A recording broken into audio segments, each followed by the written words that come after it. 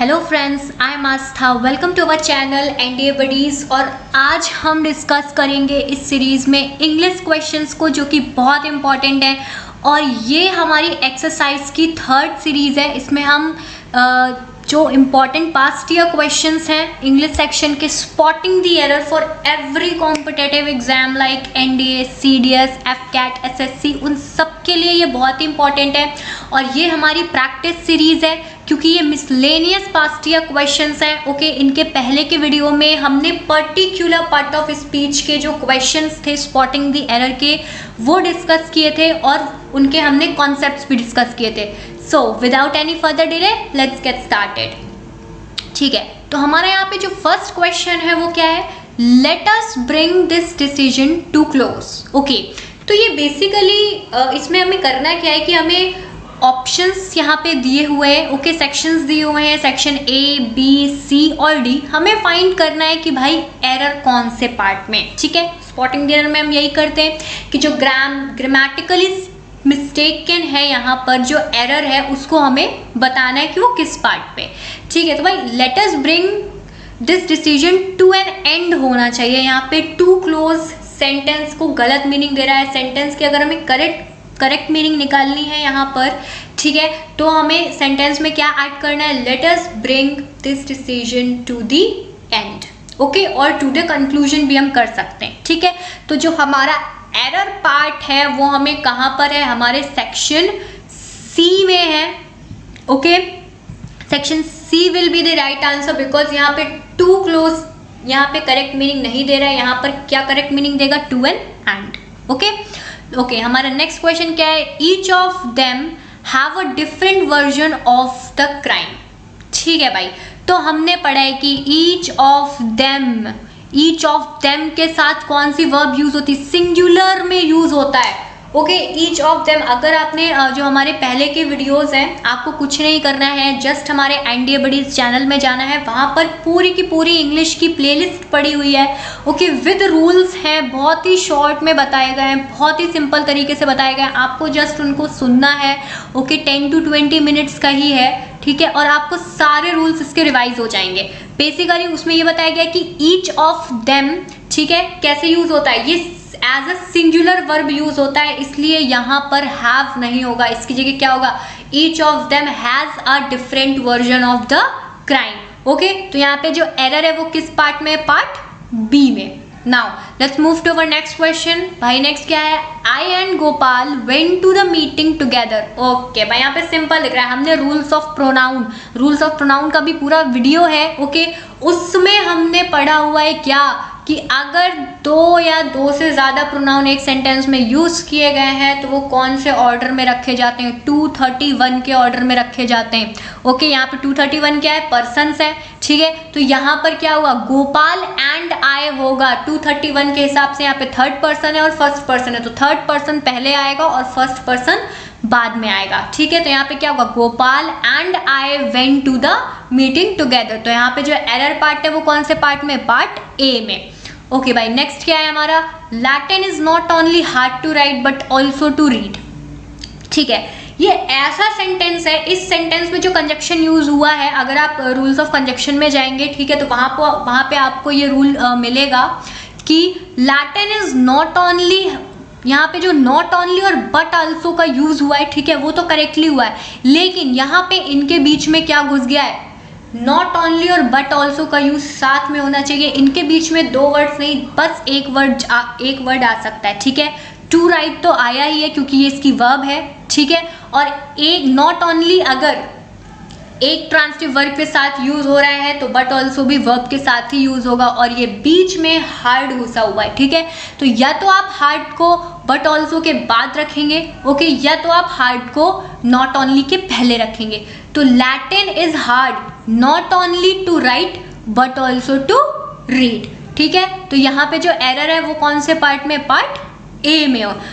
ये जो सारे रूल्स हैं, ठीक है, ये जो हम लोग इतनी जल्दी कर ले रहे हैं, ये आपको आपको, अगर आप नए हैं इसमें और अगर आप डायरेक्टली वीडियो देख रहे हैं तो आपको पहले हमारे जो कॉन्सेप्ट बेस्ड वीडियोस हैं इसके पार्ट ऑफ स्पीच के, जिनमें कॉन्सेप्ट समझाया गया, रूल समझाया गया है, आपको वो पहले देखना चाहिए, ओके, और फिर आपको ये समझ में आएगा, ठीक है। तो नेक्स्ट हमारा जो क्वेश्चन है वो क्या है भाई, in most villages the roads are rough, isn't it, ठीक है भाई। In most villages the roads are rough, यहाँ पे क्या यूज हुआ है, प्लूरल की बात हुई है, रोड्स के बारे में, ठीक है, बहुत सारी रोड्स के बारे में यहाँ पर बात हुई है, तो इजंट इट नहीं होगा, क्या होगा, आर्ट दे, ठीक है। यहाँ पे जो क्वेश्चनिंग टैग होगा वो कैसा होगा, प्लूरल फॉर्म में होगा भाई, है ना, क्योंकि विलेजेस बोला है, रोड्स बोला है, ठीक है, तो यहाँ पे क्या हम लेंगे, प्लूरल फॉर्म लेंगे, ओके। तो इजंट इट की जगह क्या होगा, आर्ट दे होगा, ठीक है। तो जो हमारा यहाँ पे एरर है वो कौन से पार्ट में, पार्ट सी में, ठीक है भाई। हमारा नेक्स्ट क्वेश्चन क्या है, despite of continuing pain she worked at her temporary summer job most of the week, okay भाई। तो यहाँ पे सीधी सीधी हमें प्रीपोजिशन की मिस्टेक दिख रही है, किसकी मिस्टेक दिख रही है, प्रीपोजिशन की मिस्टेक दिख रही है। अगर आपने हमारे वीडियो देखा है प्रीपोजिशन के रूल्स का तो उसमें बताया है कि कुछ ऐसे वर्ड्स होते हैं जिनके बाद प्रीपोजिशन ऑफ का यूज नहीं होता है, despite is one of those words, okay. क्या है भाई कि जो डिस्पाइट है उसके बाद ऑफ का यूज नहीं होगा, तो क्या होगा, डिस्पाइट कंटिन्यूइंग पेन, ओके। तो यहाँ पर जो एरर है वो कौन से सेक्शन में है, सेक्शन ए में, ओके भाई।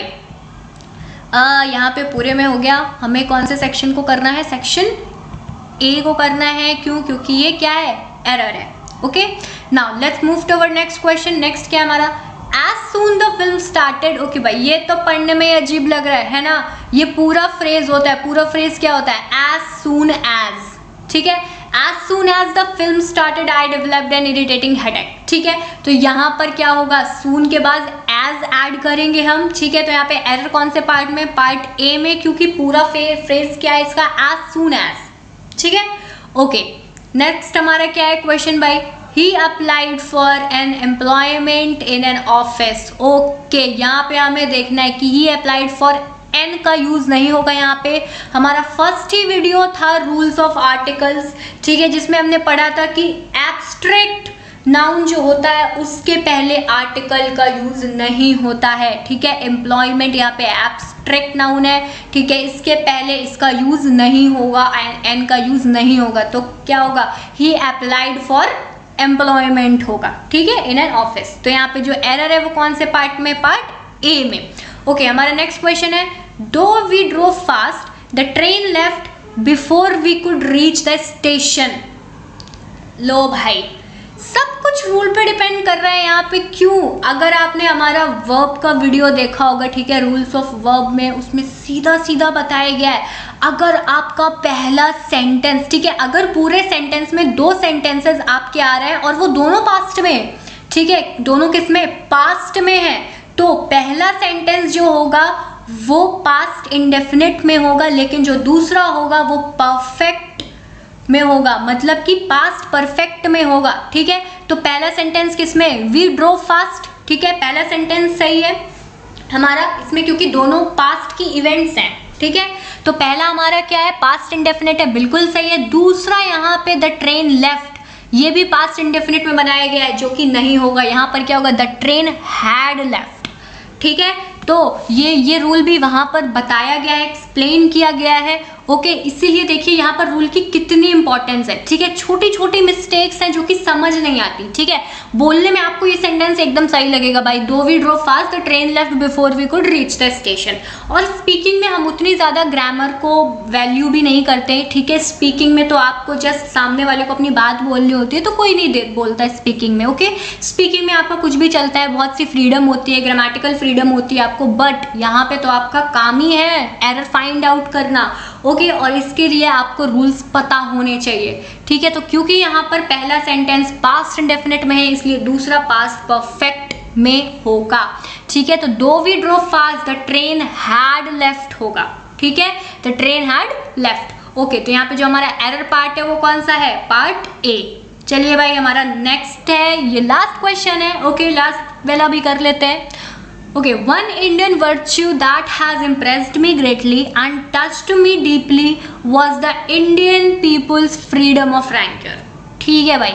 तो यहाँ पर क्या हो रहा है, हमें एक चीज़ पता चल रही है कि ये जो है, ठीक है, ये सेंटेंस प्रेजेंट में है पूरा अगर देखा जाए तो, ठीक है। ये कौन सा किस में यूज, क्या क्या यूज हुआ है, यहाँ पे हैज यूज हुआ है, ठीक है। तो हैज किस में आता है, प्रेजेंट परफेक्ट टेंस में आता है।